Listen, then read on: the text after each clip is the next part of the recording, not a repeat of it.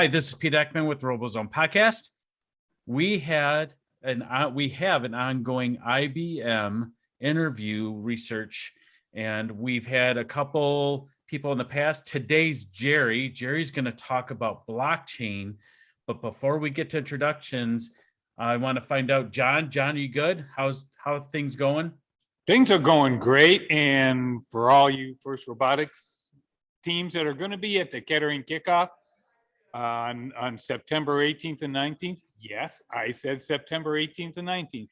We're holding 2 kickoffs this year for the first time ever because there's such a demand that on Saturday and Sunday, we have like 78 teams. We have teams coming from out of state, which we haven't had before. And it's going to be fun. We're doing the 2020 game, which infinite recharge, and we're also doing the infinite recharge at home. We have a half a field set up for that for teams that can only do that or want to participate in both. So we can't wait for that to go. Everything's a go. We have everything ordered. We have the real field, most of the real field set up. I'll show it to you when we're done. And we'll be taking that down and moving it over to the rec center, and we will be ready to rock and roll. Cannot wait, John. What, Henry, what did you say? Oh, yeah, Henry wanted to say something. Jerry, welcome to our podcast. I understand you are going to talk about blockchain. I am very intrigued about new technologies. Technological advances today are so interesting, how they open new doors and help protect us. Pete, good afternoon. How's the married man? Okay. Oh, wow, that's nice. Cool. Yes, I'm digging. Fine. He gets a dig in. Jerry, just so you know, I just got married not too long ago. So, John's throwing the dig into me. Okay, you're the married man. Yes. Good. Yes. Good. So, Jerry, I want to introduce Gerry Cuomo. You work for IBM Research, right? Can you tell us a little bit about yourself? Sure. I'm a dad, 2 children. I'm a husband. I live in North Carolina. I'm sitting at NC State University where IBM has an office, and I like to hang out here so I can be near the folks that are doing fun things as I do my work. And I've been very fortunate in my career at IBM to be able to work on some of the coolest emerging technologies over the last couple of generations. I'm not going to say exactly how long. You can look that up, how long I've been at IBM, but working on being there at the advent of the internet. I mean, you couldn't trip over a good idea. Everything was like laid out right there in front of you.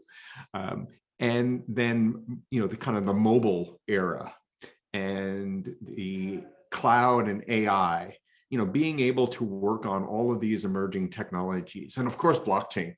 And, I do a lot of work these days, including blockchain, but the last 5 years, up until recently, was exclusively blockchain. I helped start the blockchain business at IBM. It took me to Congress. I testified in front of Congress to explain to our Congress people the importance of blockchain and how, for example, the US could leverage blockchain to do things for good. So I think I have a very fortunate career. I'm a very fortunate person to be in technology when we all are, starting from the internet to presence. And whilst I would love to talk to you about blockchain, I'll be honest, I would love to program robots probably a little bit more.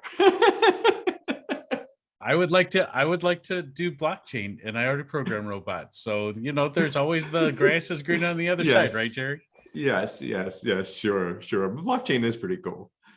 So let's get right into the meat. It's very nice to meet you.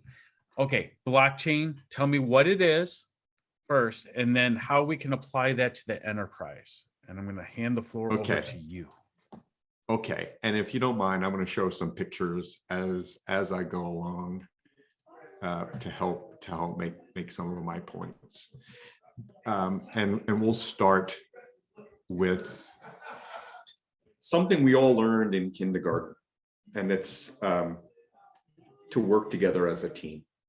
So the fundamentals of blockchain started in the schoolyard, I believe, when we learned the principle of what I have on the screen here, team working together. will almost always create a better outcome than any individual member of that team together.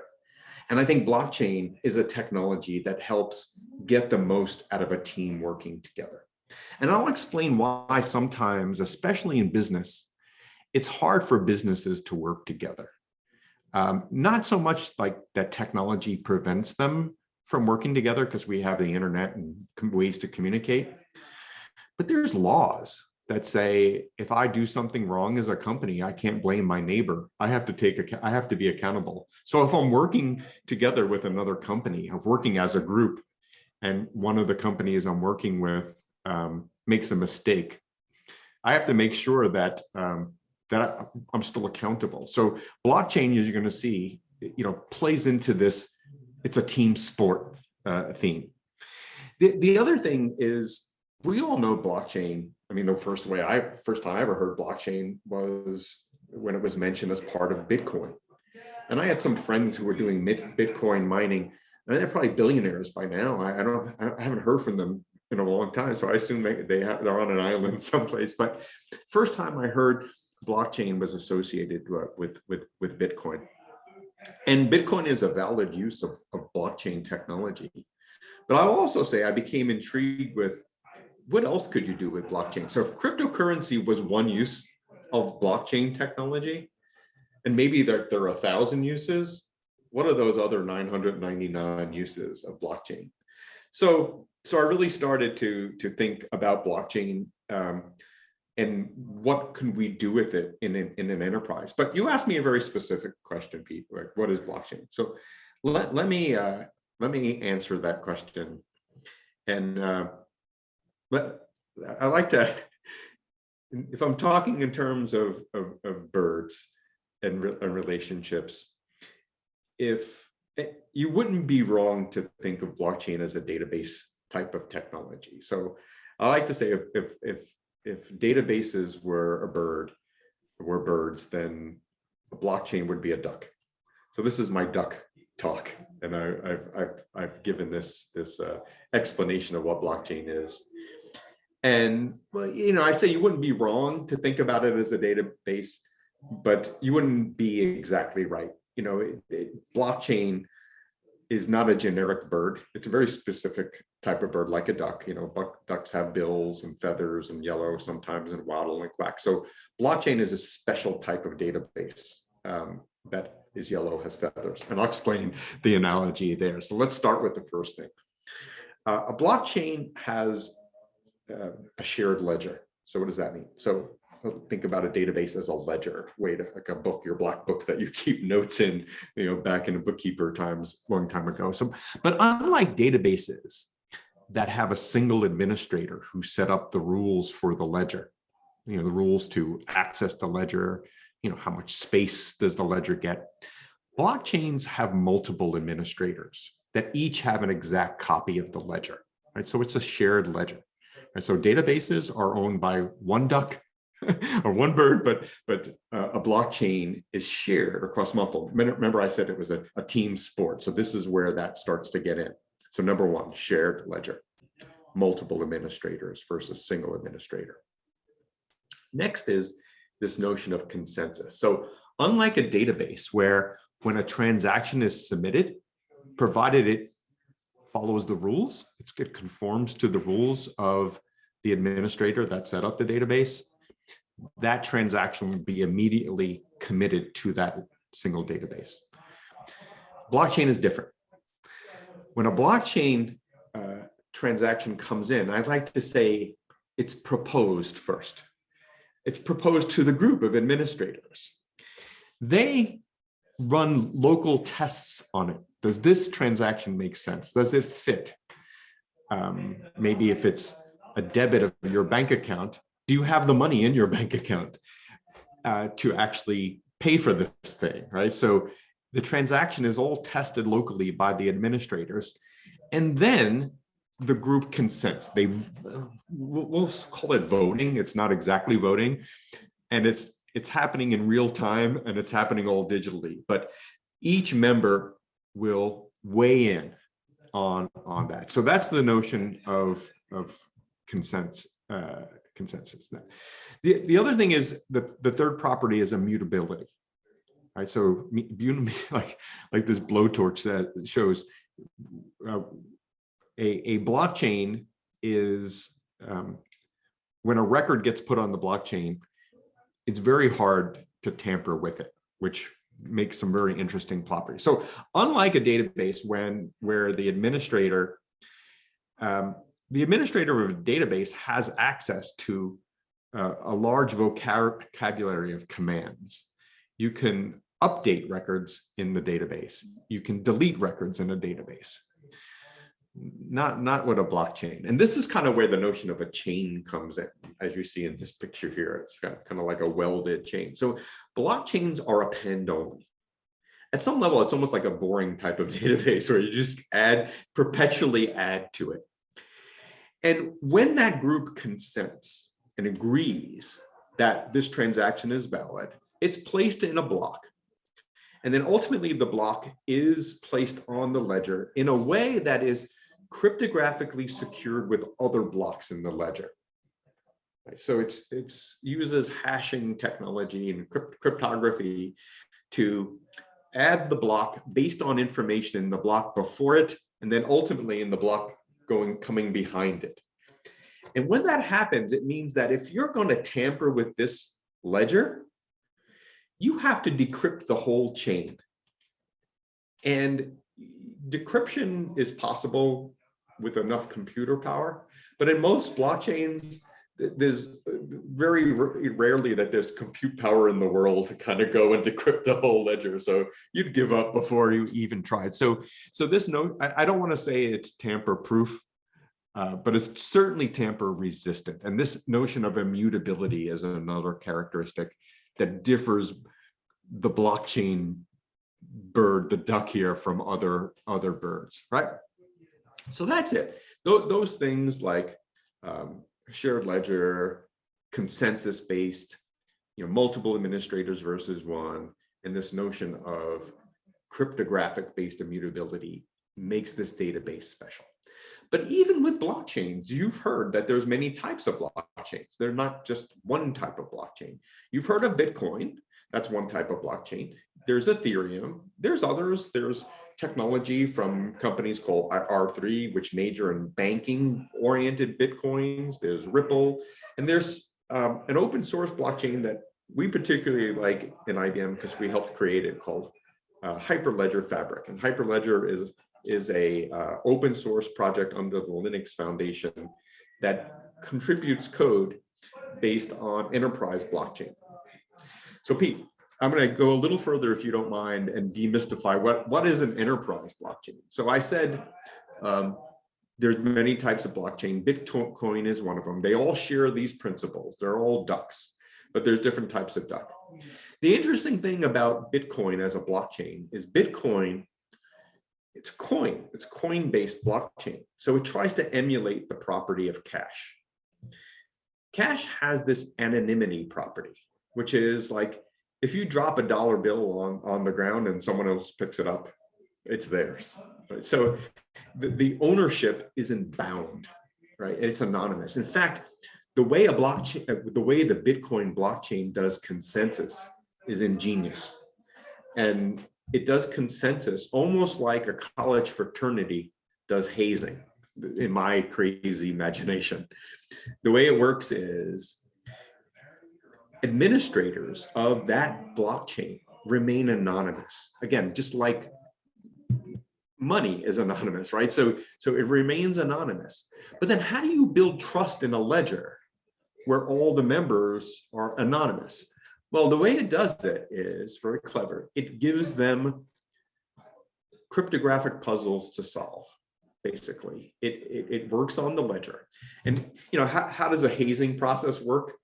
You put a person through grief over time, and if they still want to join your club, you say, this must be a trustworthy, this person wants to be in this club so bad, they're willing to go through all of this drama. We're going to start to trust them. We're going to bring them in our club. Well, Bitcoin is not too different than that. So there's a whole set of these anonymous miners. You heard of miners. They're out there proving parts of the ledger. they're spending money on compute power to do that. And over time, what's happening, an implied trust is occurring behind the scenes. So that's how, now, enterprise, that may not work. Anonymity may not work. You need to know the enterprise you're working with. Governments need to know that they can trust a company. You know, you need to trust a bank. You need to, and so there's this notion of an enterprise blockchain. So enterprise blockchains add a couple characteristics to the ones I talked about. So the first is this notion of accountability. Unlike the Bitcoin blockchain, an enterprise blockchain has members that are known to the network, and they're given ID cards that grant them permission to do certain tasks. ID cards, it's a cryptographic key, it's a certificate, it's a crypto certificate that allows them access to do things on the ledger, but to be known. This way, if something goes wrong on the ledger, you can audit and you can see where was the last time you agreed, who were the parties involved, etc. All right, while parties are known, things could be kept private, which is important as well. So while transactions are known to the network, they're only shared with those that have a need to know, right? So that's another important part of an enterprise blockchain. Bitcoin operates on tens of transactions per second. And I will say it's not because Bitcoin the network isn't optimized. It's actually optimized to go slow, right? And it's actually a fail-safe built in to it. And I'll spare you some of the details behind that. Unfortunately, that won't work in many enterprise settings. And I'll give you some examples later. So scalability to support immense volumes of transactions are critical for an enterprise blockchain. And last but not least, there's security. So it's kind of like the Energizer Bunny. Enterprise blockchains have to keep ticking, even if they take a licking in the presence of careless actors or bad actors. They have to keep running, right? So like you're as strong as your weakest link. And if you're in a blockchain network with a bunch of enterprises and someone has a small computer and it can't keep up, that can't bring down the network, right? So we have to compensate for these kinds of things, right? So an enterprise blockchain is like just any other blockchain duck, but it differs in these four things. Anyway, so you asked me what is blockchain. It's kind of like a database. It's kind of like a bird, but it's a special kind of bird. It's a duck, and it has special properties. And even within blockchains, there are different types of blockchains. And the one I like to talk about is the enterprise blockchain. Anyway, Pete, I hope that remotely made some sense, John and Pete. But that's what my definition of blockchain is. Well, it with your pictures and everything, it made it very consumable. You know, especially for our target audience to be able to understand and stuff like that. So when you look at a blockchain today, where do you, I have so many questions, it's not funny, I don't know where to start. I'm serious, right? I want to ask, where do you see it going? Where do you see the biggest inhibitors to it? Where do you see some of the ways it can help us? And when I say that, it's you think about the pandemic and stuff like that, or healthcare and things. I could go on and on from even when you look at Bitcoin. What is it? El Salvador just, was it yesterday, said Bitcoin is our currency and things like that. I don't know what you can answer and what you can't answer, but where do you think it's going? What are the biggest inhibitors? And how do you see it, helping us near term and long term? Yeah, so John, I see blockchain has barely been tapped. I mean, its potential has barely been seen. I think Bitcoin is a great example of a blockchain being put to use at a worldwide scale. But even with Bitcoin, we're quickly seeing it's not the only chain in town. It's not the only coin, cryptocurrency in town. And that water is going to seek its level. And I think I do think we're going to see more use of cryptocurrency, but I do think there'll be variations of it that have more of a hybrid view, where there may be, like, there's a very interesting crypto network called Hedera, and they're not yet, Hedera has known governors, like companies like IBM and Boeing, as miners in the network, but it also allows others to come in, right? So it's a hybrid. They went through and got all of their algorithms approved very transparently, and showed. So there's this kind of cooperation. So you have completely decentralized and completely democratic, where governments and companies are all treated equally and obscured through anonymity. And then you have hybrid models, and I definitely see the hybrid models as something that is starting to take root. And that's just managing the network. I think the interesting ways to manage the network is going to be proportional to the application, right? So currency, as I said, is one application. We've rolled out and it's used right now in New York.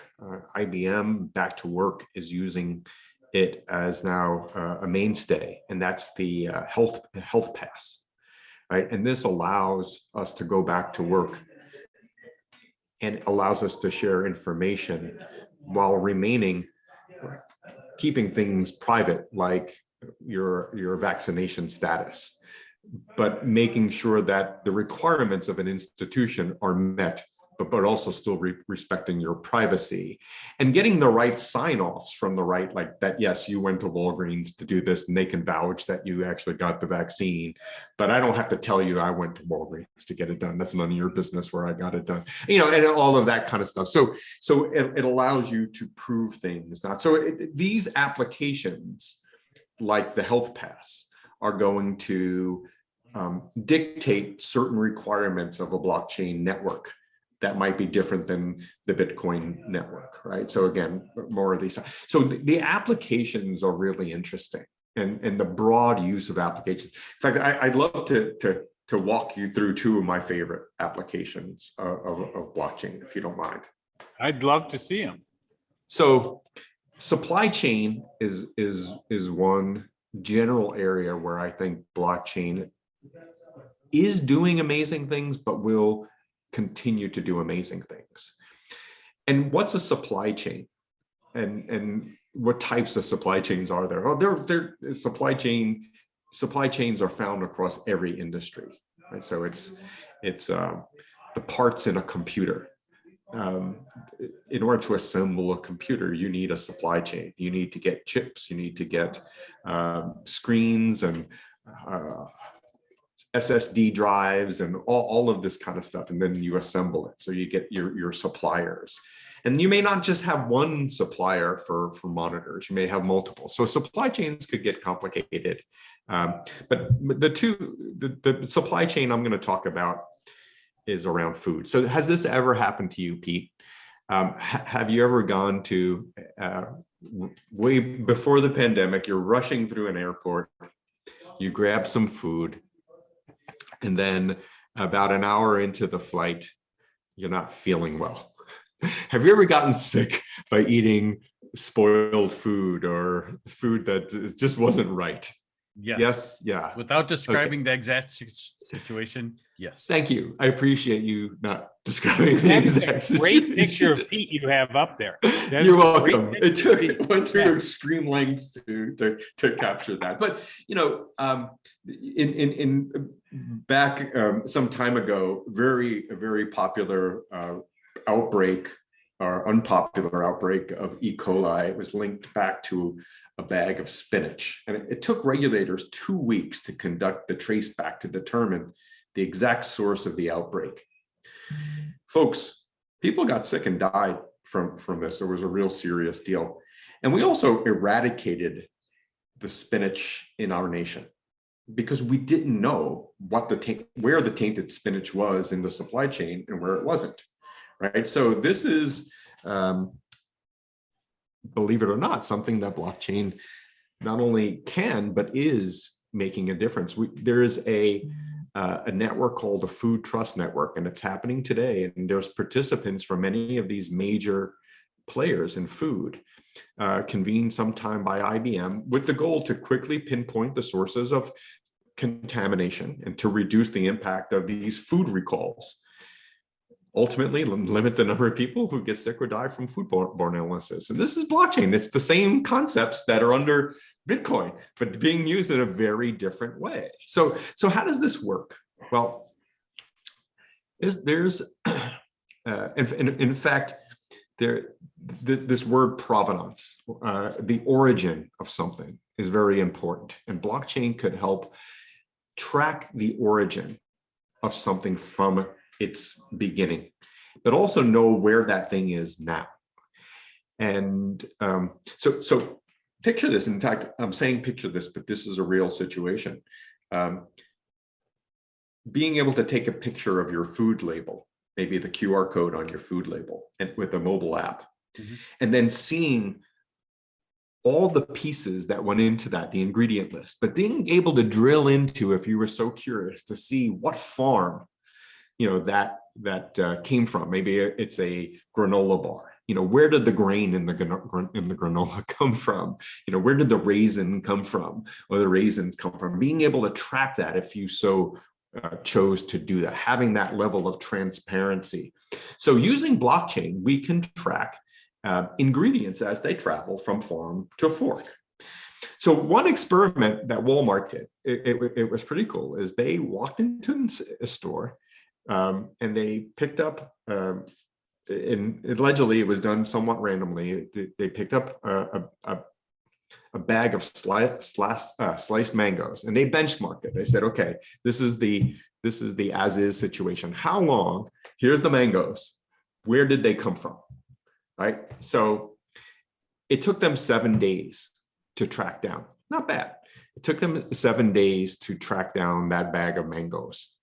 Then Frank Yanis, who worked at Walmart at the time, but now works for the Food and Drug Administration. So he moved on to take this on at a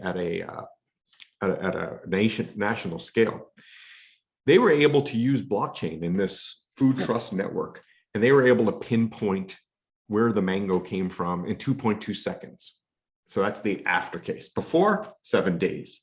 After 2.2 seconds. So Frank said to Congress, as I said, blockchain has brought me and Frank to Congress to testify in front of Congress to explain this kind of blockchain to them, from Bitcoin to food traceability. He said, this is food traceability at the speed of thought, right? And that's amazing. That really, you can see now how we can start tilting at foodborne illnesses as one use case. So if you can indulge me, I'd love to take you through one more use case. No, that so was really interesting, and you'd love another one. Yeah. So this could be my aunt, but she recently filled out a application for an apartment. Have you ever filled out an application to rent an apartment? Many moons ago. Yeah, Okay. many moons ago. And then what happens? You get stuck with a stack of paper that's yay high, and I do in many cases mean paper here in the digital age, and seemingly having to give every piece of information about yourself in doing so. The apartment rental company wants to know, information about where you used to live. The bank wants, canceled utility bills. They want to know where you got your cell phone from. What cell phone plan do you have? And of course, you need information from your driver's license, your motor vehicle. If you're lucky, these 4 institutions are involved and you're divulging all kinds of things, but you really want that apartment. So you begrudgingly give them all of this information. And you maybe wonder, do they need all of that information, et cetera? But your life goes on and you get the apartment. But you also maybe a few months later, and this is a really bad day, you get one of these kind of emails. Oops, maybe from the cell phone company. We're sorry, funny thing happened. We lost your data. Geez, pardon us, beg your forgiveness and all of that kind of stuff. Well, the good news is, this is a problem. I don't know. I need to quote statistics on this to you all, but it's a problem. In 2016, 15.4 million identity thefts occurred. So would you think I'm stretching the truth just a little if I said blockchain not only is powering Bitcoin, but may eliminate identity theft as we know it going forward, right? So it's a North Star, but we're tilting at it. And there's one company in Canada that I just love. Their name is SecureKey, and they're working on a network called Verified Me. It takes the form of a mobile application that does wonderful things. It almost like uses this notion of like in Facebook when you have friends. But in this case, your friends are those institutions I mentioned, like the Department of Motor Vehicle is a friend. Your cell phone provider is your friend. And like the music industry, where if you created a piece of music, that's an asset, a digital asset that you own. You can license that that piece of music out, and platforms like Spotify actually have very fine-grained licensing models. And with SecureKey kind of taking a note on that, they allow, with a really getting the user interface right, is they allow you to license information about yourself, and they allow you to give a license to people who have your information to share that information under the conditions that you approve. For example, you're allowed, cell phone company, to share my telephone number with this apartment rental agency because I really want, but only one time share approval I'm giving you to do that. And you can imagine how complicated that gets, but this mobile app makes it easy, like almost like with this friend metaphor. So blockchain, what's blockchain doing? And to make this happen, some amazing things, right? So blockchain is doing this in the way where there's no, what they call honeypots, right? So what's a honeypot? Honeypot is a centralized database with a big bullseye on it to say, steal me, right? That's what a honeypot is, right? So similarly, like you keep information, on your terms encrypted in places, and you only allow it to be decrypted when you say it's okay. Right. And I like to say, my aunt here is saying it's all in her thumb now because she can go to her mobile app and she can give approval to folks. So at one level, your information is decentralized. So it's no one single place to get it all. Number one. Number two, because of blockchain and the properties that I've mentioned, you can't be tracked. Right. So while you're letting your bank give information about you, the Department of Motor Vehicle doesn't know where you bank, and the apartment agency doesn't know what cell phone company you're using, right? So you can share all of this information, but remember when I talked about privacy, right? So the institutions are known, but for this transaction, they can be kept private, which is important. All I need to know as the agency is it's a known credible bank. Right, so I can see the list of bank logos that are part of this network. I know it's one of those. I don't have to know which one. And then let's get down to this next level. No unnecessary info, right? So I had to literally, I think when you rent an apartment, they ask you to photograph and to staple your copy of your license. Yes, it's 2021, and you're still people are asking for that. Why? Well, because they need to know that my name and my address are linked together. What they don't need to know is that I'm a an organ donor. That's too much information, or the color of my eyes. I never gave them permission to that, right? So with blockchain, we can use amazing cryptographic technology to only share information that's relevant to that transaction. So even if the document of information has a lot more information, you can only using blockchain and techniques. I'll share a name known as zero knowledge proof. I can share at a very fine grain information without divulging everything, right? So no honeypots, no tracking, no unnecessary really makes blockchain viable for taking a run at eliminating identity theft. So there's a new form of currency. There's potentially new ways of sharing information across the supply chain that can tilt at eliminating foodborne illnesses.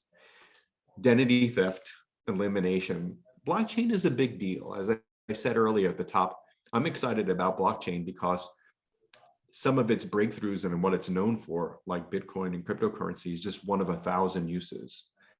And those other uses are starting to come into view. So anyway, that's a little bit of my storytelling here on what blockchain is and what you can do with it.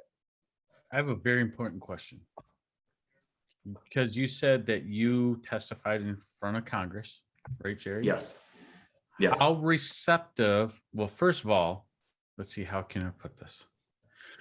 Our government isn't very up to date on technology in general. And what I mean by that, no. What I mean by that is our senators, our elected officials, if you start talking about IT, I've watched stuff, they it's gone. They just don't understand. They're not in the weeds, right? And I'm just going to leave that at that, because I could take that conversation 15 different ways.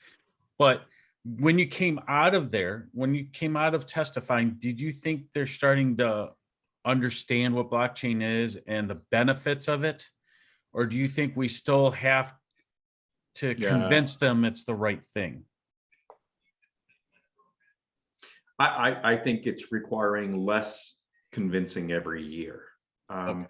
Year one was 2016 that I testified, and that testimony was really, every question was about Bitcoin and the potential nefarious uses of Bitcoin, and wanting to understand the degree of truth to those uses. Right. Could it really not be tracked? Could it really, like all things like along the lines of that ransomware and understanding that.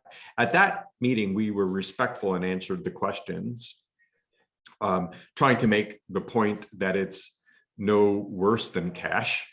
And if from that level, perhaps, there is a chance that there could be some tracing with subpoenas and things like that when there's wallet providers now out there, including PayPal and others, that there might be some cooperation that, a bag of cash given as ransom is lost unless you put an exploding die pack in it or something like that. But this has, so we spent time on that, like just to try to say it's no worse, but we also tilted by the way, there are other things that you can do. And I remember going into this, why do I have to, like, for those that when you buy a house or get a second mortgage or refinance, you always have to get a title check, which is a check to see who owns your house. I'm doing this right now. I'm doing it right now, Gerry, right now. Yeah, it's like, and if you're getting refinancing, the answer is it's still me. They never change. Yeah. Why do you keep asking me that same question? So it's like, please, US government, do title checks and registration on a blockchain. All the things like there's so many, like, and then, for food, FDA, for food safety, so we started tilting these things. And that was the, like, really? Wow, you can use this? oh geez, okay, we're not getting this because we kind of have it linked to this currency. So that was we probably put a small light bulb on at that point. But the way I know the light bulb grew and the curiosity and the maturity of the representatives that we had, because we got invited back again. Okay. So, and now this was more about the broader application of blockchain. Yes, you know, we went from 70% of the questions being about Bitcoin and potential bad uses to far more balanced conversations. Curiosity about what other countries are doing with blockchain and these hybrid models that we talked about. So there was a level of maturity. And also at that time, the Congress had launched the Blockchain Caucus, which was a set of sponsored, you know, by Congress folks, deeper dives into supply chain, you know, financial services and currency and identity, right? So those things continue to happen. Now, there's a cachet to Bitcoin, especially when it goes up in value, that, you know, I think it captures people's imaginations and all of that kind of stuff. So if Bitcoin is going to be a poster child for blockchain, that's okay. As long as we don't put it in, you know, in the penalty box, you know, because yes, people do bad things with it, but you can say that about so many things. Like, Yeah, you could. Don't take it down just because of that, and certainly don't take blockchain down. the whole thing about blockchain. So we are seeing that maturity come, but it's taking time, Pete. It is taking time, and there's some sophisticated things here to think through. Do you think I'm gonna politely do this? As newer officials may get elected that are younger and have a more open mindset to technology, do you think blockchain might be adapted more widely in the federal and state government? I'm not going to tell you who I work for, but in state government,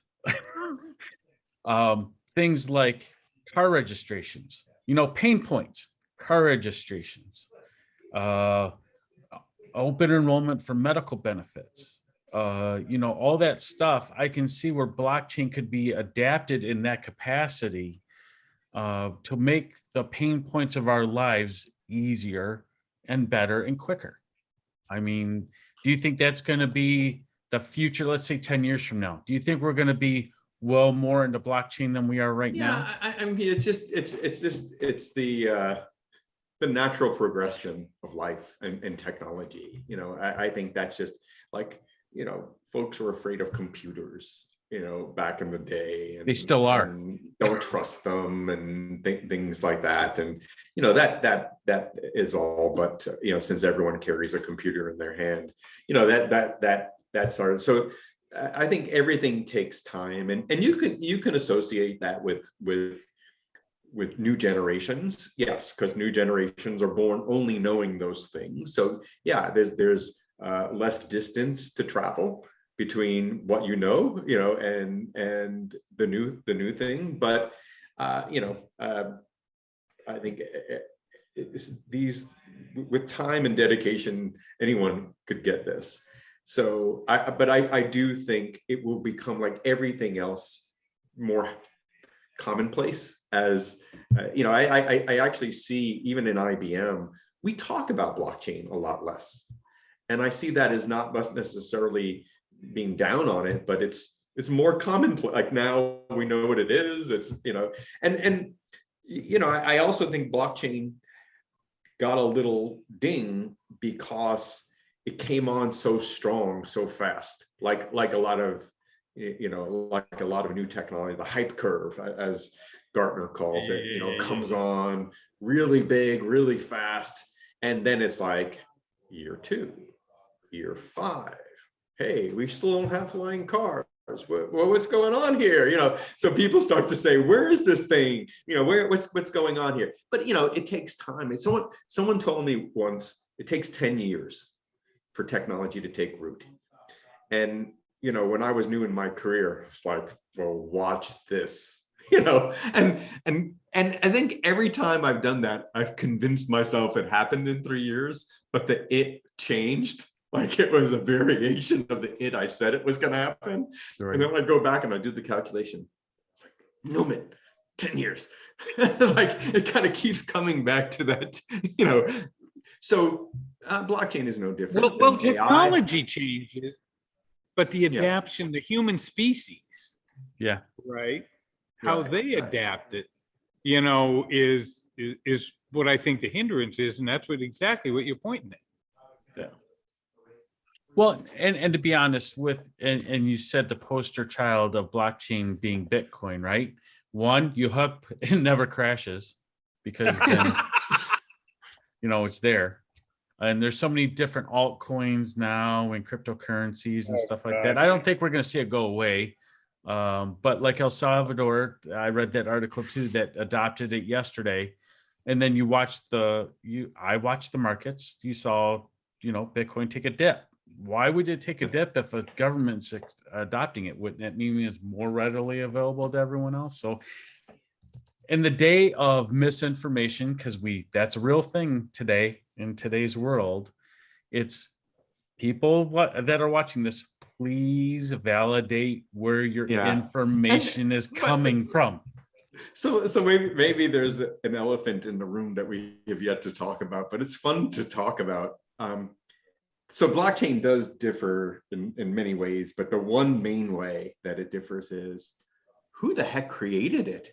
Like, so we talk about provenance, and it's great at being able to pinpoint the origin, except the origin of it. Now, let's say the pieces of blockchain were all around, the cryptography, the distributed networking, the data technology, but this alleged Satoshi Nakamoto, it is this figure that they attribute putting it together and creating blockchain and creating Bitcoin as the first use of blockchain is bizarre. I mean, it's intriguing and bizarre and all of that wrapped in one. So I think there's that side of blockchain that also makes it different, that who's standing behind this. Right. But in the spirit of democratization and decentralization, there's also something heroic about that too, where it's the entity that created it is not looking to be a central authority of it. Right. Although they're probably quadrillionaires wherever island that it is they Is live that a in. real thing? Wait, I don't know. I'm not even a millionaire. What's a quadrillionaire? I want to be one of those. That's something I said as a kid. I don't know, but anyway, that's the other interesting thing about this. Hey, whole don't thing give called Jeff block. Bezos a new goal. And, He already yeah, he already hit space. I'm air quoting. Yeah. So That's right. that's another discussion for another time. I think John, do you have any more questions wrapped around blockchain? Well, I'm going to ask one. I think I know where you're going to go. Maybe I don't. What's the biggest hindrance? That's a good one. The biggest hindrance of blockchain is where I started. I said blockchain is a team sport.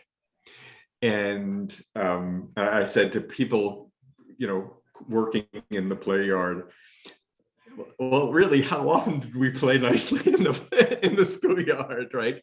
So for blockchain to work, for blockchain, to scale, it requires collaboration. It requires that while everyone has control, perhaps no one is exclusively in control. And I think that flies up against a lot of what we try to do and strive for. That so I do think the hindrance is less the technology and more what is the collaboration models. How do companies come together and work? Now, with that said, companies coming together and working isn't a foreign thought. Again, I mentioned supply chain. And so there is very well-known ways that companies come together and work. But if you ask me what is the one hindrance of blockchain, how do you create the network? How does the network come together, right? So that's why I actually think some of these what now today are crypto networks are interesting uses of blockchain. I mentioned the Hedera network. It's an already running network. And so enterprise users of the network don't need to figure out necessarily how they come together. But then they have to figure out why they trust that network, which is another thing. But it all does come down to forming trust. How does trust get formed? Like any relationship. Yeah. The biggest hindrance is the inability to trust people. Right. Yeah. 'Cause that's, you said Yeah. team, right? If there's Yeah. there's a T in trust and then there's a T in team. If you don't have trust, you can't have team. That just That's doesn't right. go for this. That just goes for life, right? Yeah. And I think blockchain does add one thing to trust. So trust has always been things that are built on reputation and experience, but blockchain certainly doesn't eliminate that. It builds from that and adds algorithmic trust. So it adds, digital trust too, right? And it doesn't just have to be, oh, Gerry, you're a Boy Scout, you have a good reputation, I'm going to trust you, right? That's reputational trust. But it also says, well, okay, this ledger can't be tampered with, and this is the record there. Therefore, and you're a Boy Scout, I'll trust you, kind of thing. I'm no longer a Boy Scout, by the way, officially. No cards and letters there. But you're always a Boy Scout. Once a Boy Scout, always a okay, Boy Scout, yeah. Gerry. All right. So that's that. Yeah. So, but I think we got a t-shirt. If I was to make a t-shirt for today's episode, it's trust the technology. Yeah. Yeah. You may not be able to trust the people, but if the technology is only as good as the people that are using it, right? So that's where that implied trust comes from. Yeah. Yeah. John, any more questions? This is just Gerry a little bit. So we talked AI. Yep. We've talked blockchain. Yep. I have two questions. One is there an interlink there? Two is, if you were doing podcasts on technologies, new cool ones coming up, what would you do next? That's a selfish question for us. The first one is, because I thought of some things in the beginning about with AI and blockchain and research, and things like that. But my brain. Yeah. So Yeah. I'll take a run at those questions. So first, on the podcast, well, I'm getting close to my 1-year anniversary on the Art of Automation podcast. It's a podcast I run about AI powered automation. And I take a particular, I take a particular enterprise lens to it, go figure, but automation and robotics and the things that, John and Pete, that and love, I think is an intriguing thing. And I think it's AI and automation that is the lethally good combination, because automation has been around, as long as people have used tools to make their jobs easier. Right. If you're looking, so, but the thing is that by introducing AI, automation gets stuck.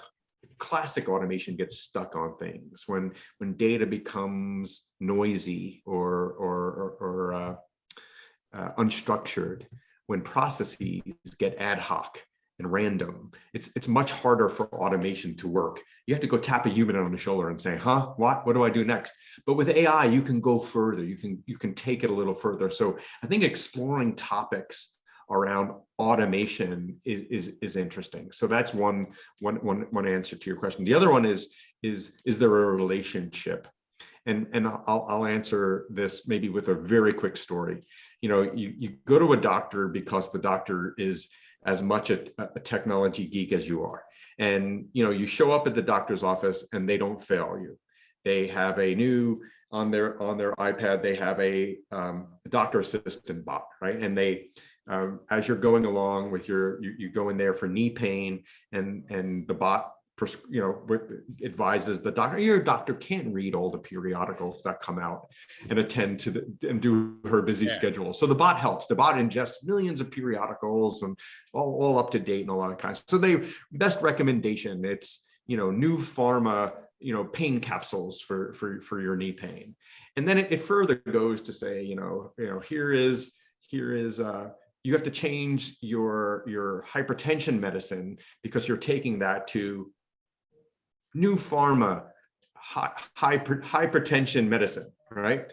And then at that point, do you sit back and scratch your head? And I swear I'm coming back to AI and blockchain here, and say, who trained the AI? Who created the model? And who trained the model? Was it new pharma, perchance? So why should you trust the AI models? So what's the provenance of the model? Who created it? Who contributed to the training? You see where I'm going here, right? The conversation we just had. So I think blockchain could bring the trust. There's no T in AI per se, but there's the trust. Trusted AI. Go along with go trusted AI. Trusted AI. TAI. Yeah. So I do think that there is that. So automation, I think, is an interesting thing. I think AI and trusted AI, those areas excite me.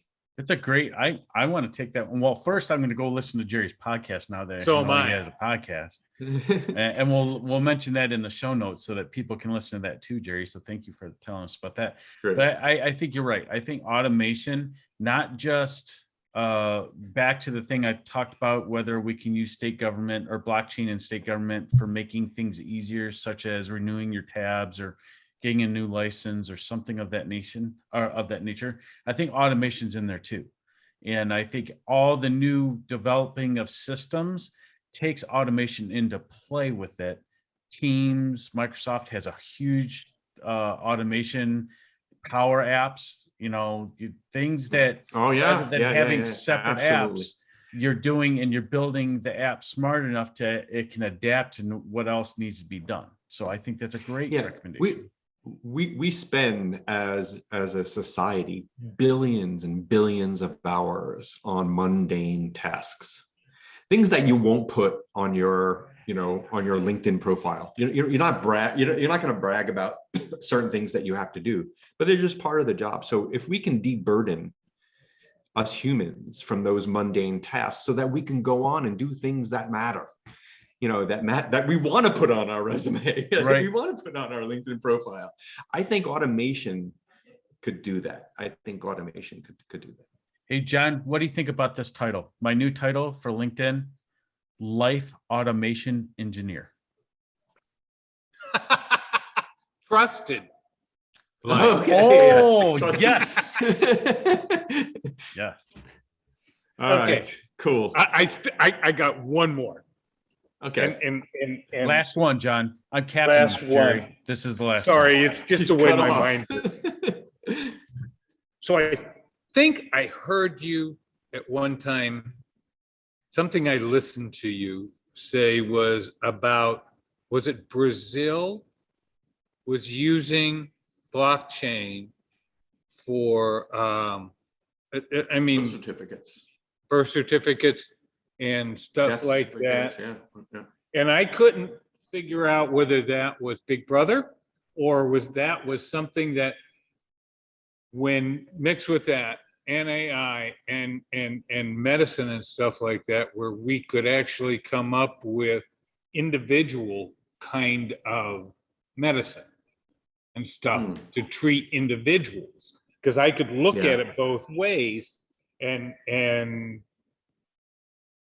what's your thoughts on that? Because I spent my team and I, going back before the pandemic, spent quite a bit of time in Brazil. I think that's why I was impressed and gushing about it at some point. And the it really seems like the things that we talked about around democratizing information, but also putting you in charge, putting the rightful owners of the information in charge of the information, which is your information, right? So at birth, setting a precedence that your birth record is yours, and you can license it to do the things that we want it to do, right? Now that sets up an interesting game to gamify. Okay, if it's yours, and of course, the Brazilian government, I don't think is being a big brother, but they're being clever, right? And they're saying, okay, now that we have the ability to have this person licensed, what offer can we make them to share that information? Under what conditions? Like, look, I don't know about you, but I got my Nest thermostat, and everyone was saying, oh, you turn it off, don't go get the information and this and that. And then I got my and I was indifferent at the time, to it one way or the other. I was like, you want how hot I keep my house, right? Take it. But then I got my first monthly report, and it showed me, it benchmarked my data against my neighbor's data. So good. And now I was in. Like, you want more data? You can, if I'm going to give you this and you're going to give me that back, that's as valuable, if not more valuable to me than the data I'm giving you. Game on. You can have my data. Now that's the kind of relationship. When I heard the folks from Brazil talking, it's like they want to set up those kinds of relationships where it's like, maybe not so much be big brother, but let me make you a deal. Can I make you a deal today? Would you go for this? And is this benefit? Is this a win-win? But you can't be in it if the data is not there. These things are going to be much harder to do. I will take Jerry. Data's not and there. I'm going to take it to another Got level, John. I'm going to take it to another level. If I could have my own license to my data, right, and be able to license that information out, I want to monetize my information, because we give all of our information for free.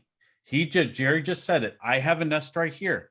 I have a Google doorbell right out there. All that is capturing data and is not recording it to me. I have no control to monetize that. But just like YouTube, why can't I monetize my information in blockchain? That's right. Yeah. Hey, here's my, you want to use my health information to improve medicine? Fine. Give me a big break on my premium, my healthcare premium, right? Like, I'll make a deal. Okay, you can have that. Give me it back. It's worth something. Give me something back. But Gary, some places do that now, right? Yeah. I worked for a company. I'm not going to name the company. Starts with a D. It does consulting. You can look it up. Yeah. That if you bought a Fitbit, you could deduct that as a healthcare expense, but you had to share that data with them, right? It's a give and take. Yeah. You got something, you gave it to them because they want to see where the trends on aging. They want to see who's more active, who's less active, because they want to know the healthcare costs, right? They want to drive that down, the healthcare costs. So John is perplexed. We have stumped John, Jerry. We have made a successful podcast because John is deep in thought. My mind just keeps going because there's all this cool stuff, right? Yeah. We talk about and have talked about, and it is just where technology is going, what the cool stuff coming out is, and it's like, this is a cool time. It is cool. It is. If you look at it, it is. It is. And I'm so happy and grateful that we can talk to some smart people. Yeah. Right. And bring this out and be able to pass it on to the kids that are going to surprise us with how smart they are and what they can do. So with that, John, I'm cutting you off. We're going to thank Jerry for coming on board with us today. And because John, you want to show something with like the field or something you talked about earlier, we're going to thank Jerry and he can look at the field too. Well, I was He being was. cognizant of his time. Oh, yes, you can do that too. So Jerry, if you don't want to see it, thank you again for coming on Yeah, board. thanks. We will put the link to your podcast in the show notes so people can, and I can't wait to listen to that. I'm always around technology podcasts, so I want to listen to that one. Okay. All right. Thank you very much for having me, Pete and John. It's a pleasure. Anytime, Jerry, anytime. Oh, Jerry, it was great having you. I can't thank you enough. You might have Okay. a going away present, because if he falls, Jerry, I'm going to laugh. I don't know. Oh no, I do have to drop, but gents, great conversation. I really appreciate. Thanks, Jerry. Really well done questions. So thanks.